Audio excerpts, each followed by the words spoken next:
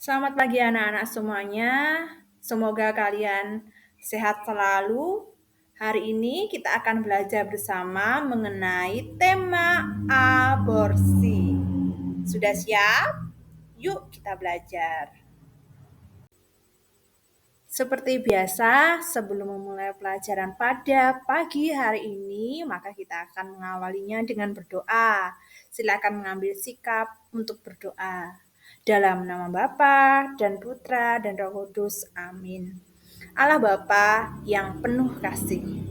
Terima kasih untuk berkat penyelenggaraanmu bagi hidup kami yang sangat berharga.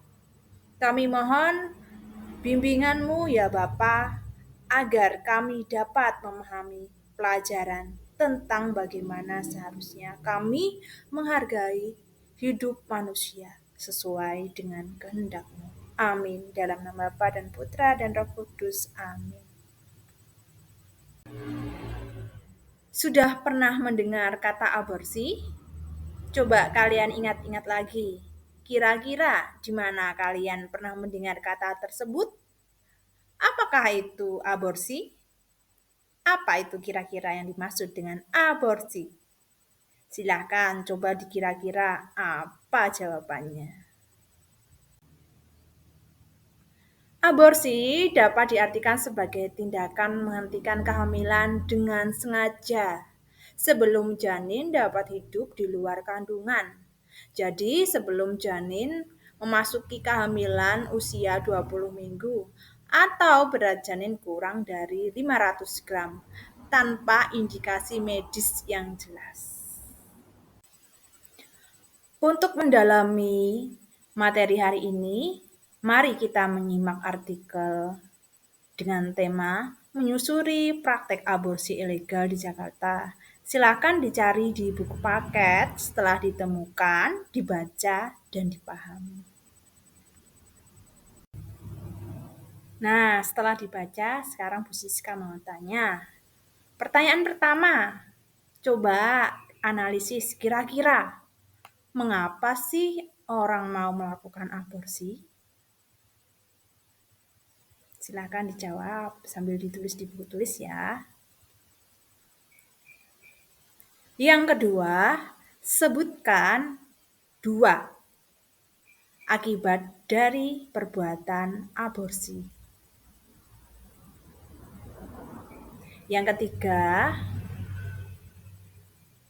apa pandangan atau pendapatmu secara pribadi mengenai aborsi? Silakan dijawab. Setelah tadi kalian mencoba menjawab beberapa pertanyaan, sekarang Bu Siska akan menjelaskan beberapa poin ya. Silakan disimak dan diperhatikan ya. Aborsi adalah tindakan menghentikan kehamilan dengan sengaja sebelum janin dapat hidup di luar kandungan. Para dokter dan tenaga medis sering dihadapkan dengan permohonan membunuh anak di luar rencana, padahal mereka adalah wakil dan wali dari kehidupan. Tugas untuk membela dan melindungi hidup tidak dapat dibebankan seluruhnya kepada ibu hamil saja. Tidak pada tempatnya kita menilai apalagi mengutuk ibu yang menggugurkan kehamilannya. Tidak ada orang yang senang membunuh, melainkan karena situasi terjepit dalam konflik yang butuh bantuan praktis. Jika ada orang yang merasa harus menggugurkan kandungan atau telah melakukan dengan alasan apapun, hendaknya diberi pendampingan manusiawi agar dapat kembali menghargai hidup. Karena melakukan pengguguran itu bersifat kriminalitas. Ada beberapa cara atau jenis dalam menggugurkan kandungan. Yang pertama adalah dengan cara kuret. Dilatasi atau kuret adalah cara menggugurkan kandungan melalui lubang rahim yang diperbesar agar rahim dapat dimasuki kuret, yaitu alat yang tajam. Kemudian janin yang hidup dipotong secara kecil-kecil, dilepaskan dari dinding rahim, dan dibuang keluar. Umumnya hal ini menimbulkan banyak pendarahan. Yang kedua, menggugurkan kandungan menggunakan peracunan garam. Pengguguran dengan garam dilakukan pada janin berusia lebih dari 16 minggu, 4 bulan, ketika sudah cukup banyak cairan yang terkumpul di sekitar bayi dalam kantong anak. Jarum suntik yang panjang dimasukkan melalui perut ibu ke dalam kantong bayi. Kemudian sejumlah cairan disedot keluar dan larutan garam yang pekat disuntikan ke dalam kantong bayi. Sehingga bayi yang di dalam akan menelan garam beracun dan ia akan menderita, akhirnya mati 1 jam kemudian dan kulitnya menjadi hangus. Histerotomi atau sesar biasanya dilakukan 3 bulan terakhir dari kehamilan. Rahim dimasuki alat bedah melalui dinding perut. Kemudian bayi dikeluarkan dan dibiarkan meninggal atau kadang-kadang langsung dibunuh. Pengguguran kimia prostaglandin dilakukan dengan menggunakan bahan-bahan kimia yang dikembangkan. Hal ini mengakibatkan rahim ibu mengkerut sehingga bayi yang di dalam mati dan terdorong keluar. Selanjutnya kita akan belajar bersama mengenai alasan mengapa orang atau wanita atau calon ibu mau melakukan pengguguran. Yang pertama, karena malu. Buah kandungannya itu merupakan hasil dari penyelewengan atau hubungan badan pranikah. Yang kedua, karena adanya tekanan batin, karena buah kandungannya itu akibat dari pemerkosaan. Yang ketiga, karena tekanan ekonomi, merasa tidak sanggup membiayai hidup janin itu selanjutnya. Mengapa sih ada orang yang mau membantu melakukan proses pengguguran? Alasan utamanya mungkin karena uang. Biasanya untuk melakukan pengguguran dibayar mahal. Wanita atau ibu yang mau melakukan pengguguran kandungan biasanya dalam situasi terjepit, sehingga mereka rela membayarnya walau mahal. Mungkin saja karena prihatin atau kasihan dengan keadaan si wanita atau ibu yang kehamilannya tidak dikehendaki, akhirnya tenaga medis rela atau mau menolong. Tindakan preventif untuk mencegah pengguguran kandungan. Yang pertama, para remaja harus berusaha untuk tidak melakukan hubungan intim sebelum resmi menikah. Sehingga dalam berpacaran dan bertunangan harus tahu menahan diri. Yang kedua, untuk para keluarga, perencanaan kehamilan harus dipertimbangkan betul-betul dan dipertahankan dengan sikap ugahari dan bijaksana. Kehadiran buah kandungan yang tidak direncanakan harus dielakkan secara tepat dan etis.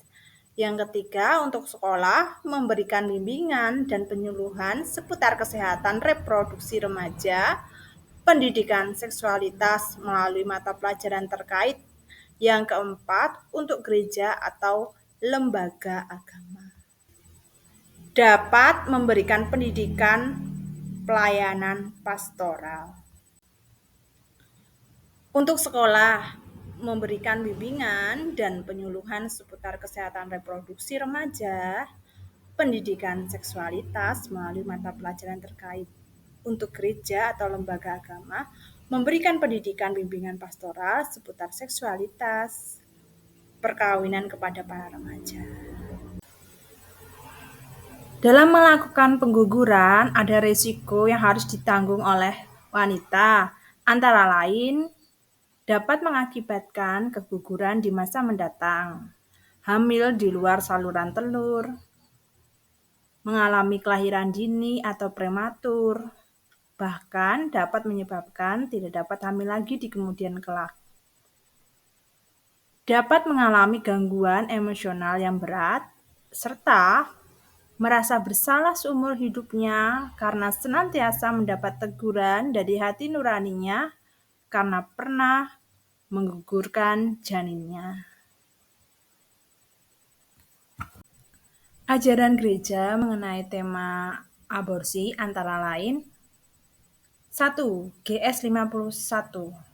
Sebab Allah, Tuhan kehidupan, telah mempercayakan pelayanan mulia melestarikan hidup kepada manusia untuk dijalankan dengan cara yang layak. Yang kedua, Humani Vitae. Pengguguran bertentangan dengan tugas memelihara dan meneruskan kehidupan. Ketiga, Veritate Splendor. Pengguguran digolongkan di antara perbuatan-perbuatan yang lepas dari situasinya.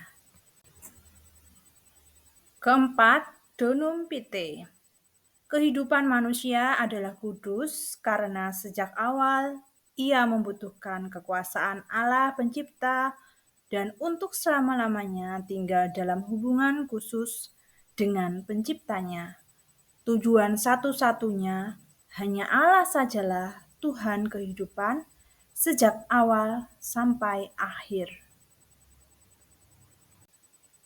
5. Bagi siapa saja yang aktif terlibat dalam mengusahakan pengguguran, maka gereja akan memberikan hukuman ekskomunikasi bagi siapapun itu yang terlibat dalam mengusahakan pengguguran. Yang keenam, pedoman pastoral tentang menghormati kehidupan. Selanjutnya kita akan belajar mengenai hukum negara tentang aborsi ya. Ada beberapa KUHP-nya. Yang pertama, 342. Seorang ibu yang dengan sengaja akan menjalankan keputusan yang diambilnya sebab takut ketahuan bahwa ia tidak lama lagi akan melahirkan anak, menghilangkan jiwa anaknya itu pada ketika dilahirkan atau tidak lama kemudian daripada itu dihukum karena pembunuhan anak yang direncanakan dengan hukuman penjara selama-lamanya 9 tahun. Kemudian KUHP yang ke-346, perempuan yang dengan sengaja menyebabkan gugur atau mati kandungannya atau menyuruh orang lain untuk itu dihukum penjara selama-lamanya 4 tahun. KUHP 347, barang siapa dengan sengaja menyebabkan gugur atau mati kandungan seorang perempuan tidak dengan izin perempuan itu dihukum penjara selama-lamanya 12 tahun. KUHP 348, barang siapa dengan sengaja menyebabkan gugur atau mati kandungan seorang perempuan dengan izin perempuan itu dihukum penjara selama-lamanya 5 tahun 6 bulan. Kemudian KUHP yang dari 349, jika seorang tabib, dukun beranak, atau tukang obat membantu dalam kejahatan yang tersebut dalam pasal 346 atau bersalah atau membantu dalam salah satu kejahatan yang ditetapkan dalam pasal 347 dan 348, maka hukuman yang ditentukan dalam pasal itu dapat ditambah dengan sepertiganya dan dapat dipecat dari jabatan yang digunakan untuk melakukan kejahatan itu. Nah, itu tadi ya beberapa hukum negara kita yang terkait dengan kasus aborsi ya, beserta hukumannya. Setelah mendalami tentang aborsi secara bersama, saatnya kita masuk ke dalam latihan soal. Berikut ada beberapa latihan soal yang harus kalian kerjakan di buku tulis masing-masing ya.